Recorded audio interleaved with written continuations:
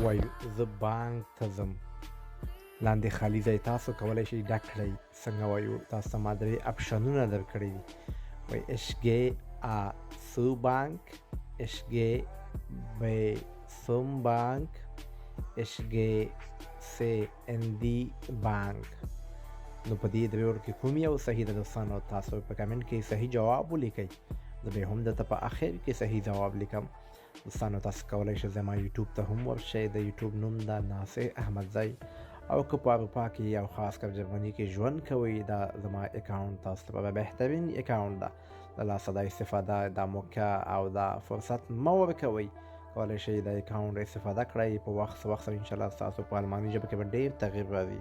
او دا موږ تاسو ټولو ته معلومات ده چې بغیر د ژبې په یوروپ کې او خاص کر په جرمني کې یو ښه کار پیدا کول ډېر زیات مشکل ده.